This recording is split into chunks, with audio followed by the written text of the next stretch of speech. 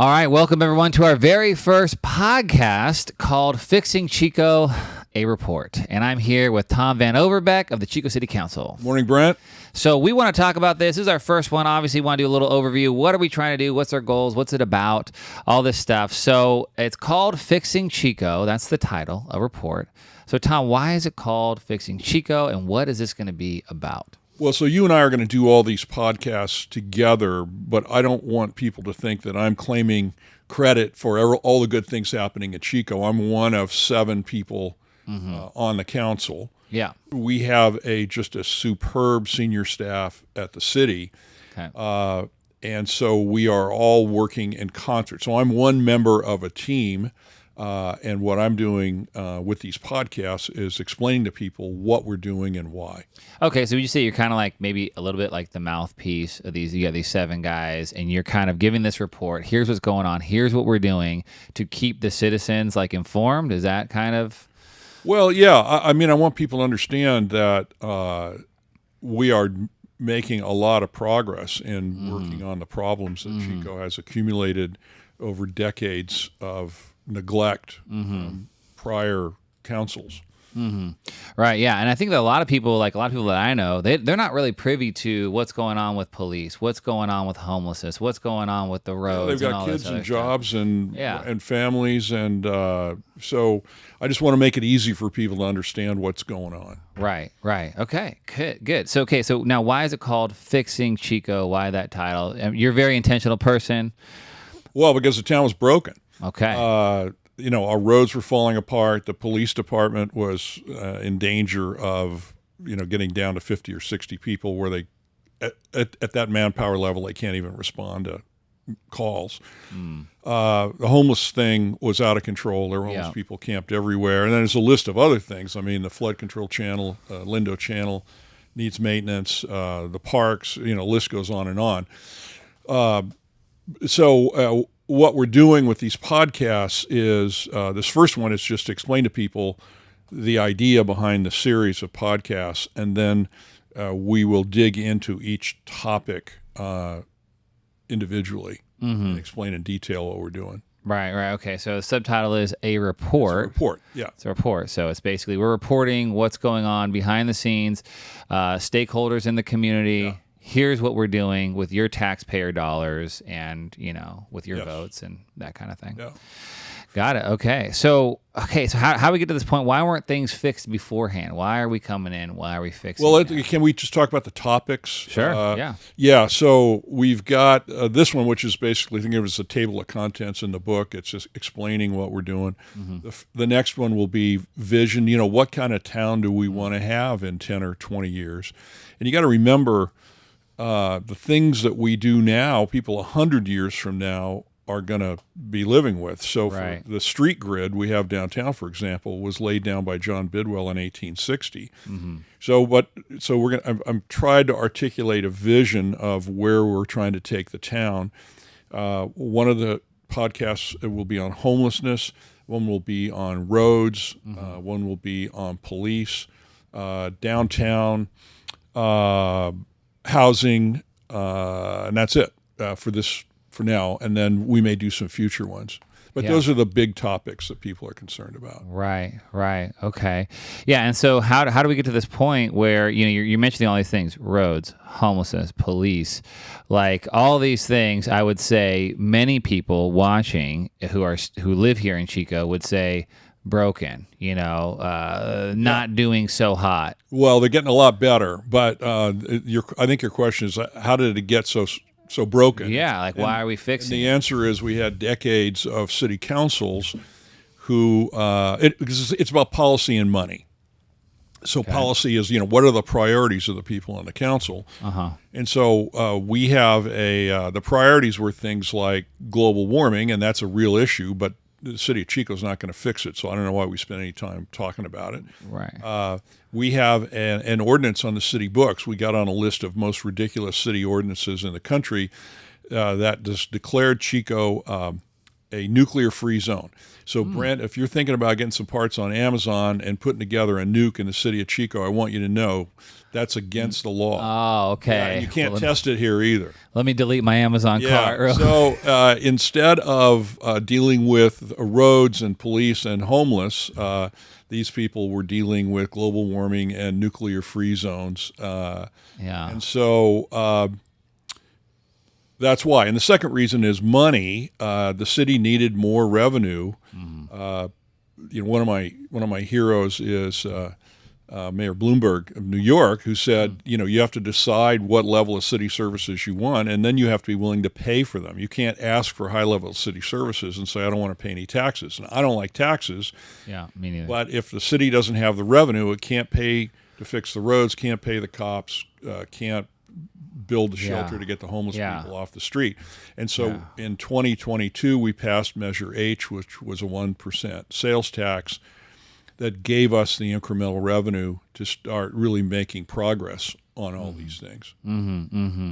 Right. So it sounds like what you're saying is, the state of the city, so much has to do with leadership and the policies that are implemented. Yeah, I see this. I go to Boise, Idaho, and it's like a very different experience than, say, San Francisco, and it's like the leadership in these areas are about as far apart. And it's noticeable. Well, and I mean, the mentality is either you're focused on the welfare of the citizens at large, the 99.5% that want to have a family, raise kids, have a normal life, or the 0.5% homeless who, once they occupy public spaces, destroy it. And in California, somehow we got this idea that we need to manage our city governments around catering to homeless people at the detriment of the rest of the population. And our city council in Chico is thinking about the welfare of the population as a whole and the quality of our civic life first, and then how to take care of the homeless people. Okay, so it sounds like there's a predetermined, you have a number of priorities: police, roads, homelessness, these kinds of things. You want to talk about, everything that's going on the city is doing to address these issues so that people can understand it. And it seems like it's a good plan. It's one that's moving in the right direction, to my understanding. What are the threats that you guys are facing, like in implementing these things? Well, I mean, if we so right now we have a council that is committed to fixing these issues. If we get a council that has a different set of priorities, then all this stuff's going to start being unwound. And so the people of Chico need to inform themselves about what's going on and make an informed choice about where you want the town to go. And a lot of people say, well, I understand that so-and-so, or I like what the council's doing, but I happen to like this other person more than the other person. So what you have to understand is you're not voting for the person, you're voting for the posse. It's a group, a group of people that work together to get something done, and we need 4 of them, so it's a majority, to continue these policies. And if we get people with different priorities, the people that have ruined the rest of the cities in California, or most of the rest of the cities in California, then the city will head off back in a different direction. I don't think anybody that I know wants to do that. Right. Okay, so it seems like there's a predetermined plan. You've obviously thought a lot about this, worked with a lot of people about this, and I appreciate all your service. I know that as a city council, you're going on ride-alongs with police, and you are like seriously involved in the minutia. We're making progress. It's very satisfying to work at something and see positive results. Yeah, that is very gratifying. Yeah, so believe me, I'm working this hard, but I'm having a great time. Man, I love that. Okay, so I think we have come, farther than we were, say, in 2020 or whatever it was. Oh, it's night and day. In 2020, we had homeless occupying all of our major public spaces. Yeah. They were in Comanche Creek. They were in Lower Bidwell Park. They were in the plaza. They were camped. And I went to a city council meeting. There was some young guy passed out face down in the dirt in front of the city council chambers because he was so stoned, right? It's a bad look for a town. So that's all cleaned up. And we got a few stragglers that come back, and we're in the process of keeping those people moving.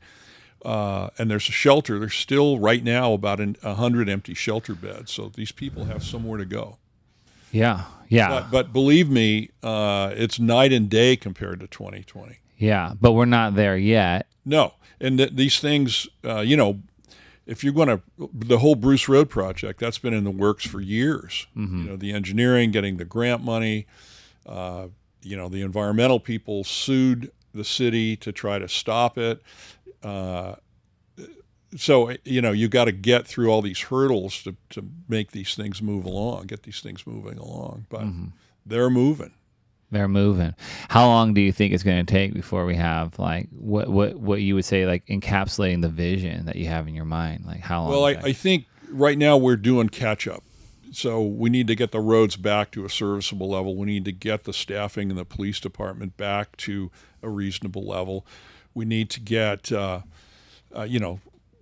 more work on this homeless thing. But then once you get things reasonably fixed, it's a constant. It's never over because things are always changing and degrading. And so but you have to have people running the city that have a mentality of stewardship.